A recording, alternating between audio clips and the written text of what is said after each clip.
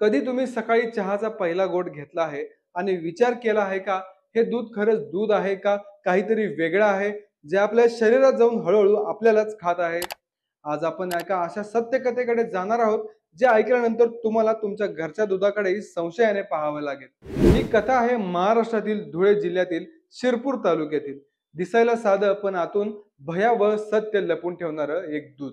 नमस्कार, मी रवी. तुम्ही पाहत आहात अनफिल्टर्ड महाराष्ट्र ऑफिशियल. शिरपूर एक छोटं पण गजबजलेलं गाव. सकाळच्या धुक्यात दूधवाले आपल्या सायकलीवरून कॅन घेऊन निघतात. प्रत्येक घराच्या दारावर भल्या सकाळचं पहिली टकटक.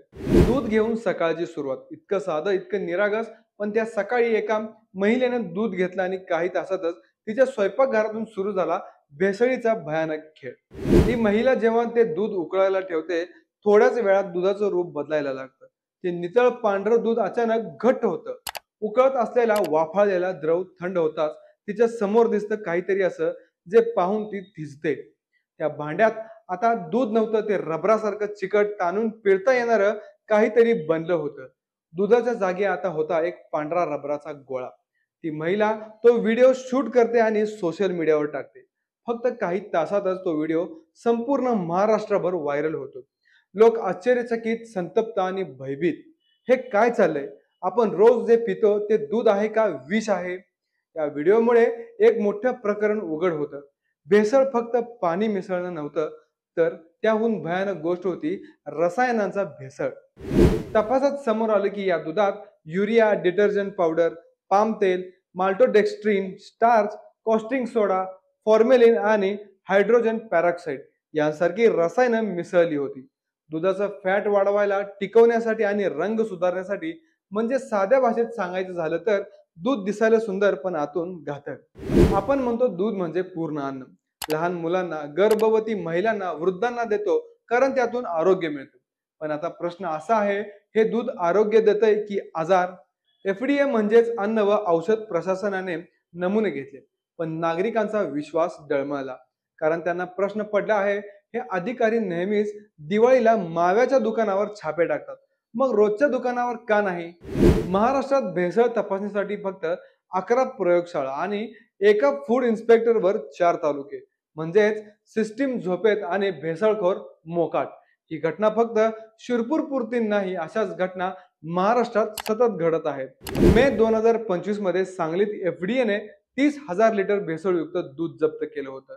त्या दुधात मीठ मिसळलं होतं, कारण पाणी घातल्याने पातळ झालेलं दूध जाड दिसावं म्हणून. त्या दुधामुळे लोकांना उलट्या, जुलाब, रक्तदाब वाढणं असे त्रास होत होते. ऑगस्ट मध्ये मुंबईतल्या दहिसर भागात आणखी एक रॅकेट उघड झालं. तिथे बनावट पॅकेट्स, प्लॅस्टिकचे कंटेनर आणि दूध जाड करण्यासाठी वापरली जाणारी रसायनं सापडली. 488 लिटर भेसळयुक्त दूध जप्त केले आणि आरोपी तोच जो आधीही पकडला गेला होता. भेसळखोरीची ही साखळी थांबतच नाही, कारण मागे आहे लालसेचं विष. एक घोट दुधातलं, पण त्यात मिसळलेली लोभाची थेंबभर भेसळ आपल्या शरीरावर, आपल्या मुलांच्या भविष्यावर परिणाम करते. युरिया जे खत म्हणून वापरतात, डिटर्जंट जे कपडे धुण्यासाठी वापरतात, कॉस्टिक सोडा जे साबण म्हणून बनवण्यासाठी वापरतात, आणि तेच रसायन आपल्या दुधात भेसळलं जात आहे. कल्पना करा ते शरीरात गेल्यावर काय होत असेल. पचनाचे विकार, मूत्रपिंडाचे आजार, यकृताचे नुकसान. आणि तरीही आपण दर सकाळी म्हणतो गरम दूध प्या आणि आरोग्यदायी राहा. 2019 मध्ये कंझ्युमर गायडन्स सोसायटीने महाराष्ट्रातील 413 नमुने तपासले होते. त्यापैकी 79% दूध निष्कृष्ट झाले होते. म्हणजेच ब्रँडेड असो वा नसो, धोका तितकाच आहे. प्रशासन सांगतं आमच्याकडे मनुष्यबळ कमी आहे, प्रयोगशाळा कमी आहेत, पण भेसळखोरांना हीच मोकळीक आहे. सत्य इतकं साधं आहे, जिथं नफा जास्त आणि तपासणी कमी तिथं भेसळ नक्की होतेच. शिरपूरच्या त्या महिलेनं केवळ एक व्हिडिओ टाकला, पण त्या व्हिडिओनं संपूर्ण महाराष्ट्र हादरला. कारण तिनं दाखवलं होतं आपण आपल्या घरातच विष वाढवत आहे. भेसळ म्हणजे केवळ रसायन नाही, ती आहे विश्वासघाताची सुरुवात.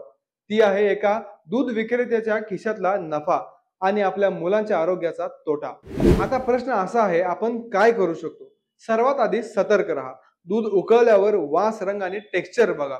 कधीही शंका आली तर स्थानिक FDA ऑफिसला कळवा आणि शक्य असेल तिथं स्थानिक डेअरी, थेट शेतकरी यांचं दूध घ्या. भविष्यात या प्रकरणाचे परिणाम मोठे असतील। FDA आता तपासणी वाढवेल, नवीन मोबाईल प्रयोगशाळा सुरू केल्या आहेत, पण खरी बदल घडेल तोपर्यंत जोपर्यंत नागरिक स्वतः जागृत होत नाहीत। प्रत्येक समाजात भेसळखोरी हा आजार असतो, पण उपचार म्हणजे जबाबदारी आहे, सरकाराची, प्रशासनाची आणि स्वतःचीही। शिरपूरचं दूध आपल्याला एक फक्त गोष्ट सांगून गेलं की प्रत्येक पांढरी गोष्ट शुद्ध नसते, कधी कधी त्या पांढऱ्या रंगाखाली दडलेलं काळं सत्य असतं। आजचा प्रश्न तुमच्यासाठी, तुमच्या कपातलं दूध खरंच दूध आहे का, की रबरासारखं सत्य लपवलेलं विष? अशाच व्हिडिओसाठी आपल्या चॅनलला लाईक करा, शेअर करा आणि सबस्क्राईब करा। धन्यवाद।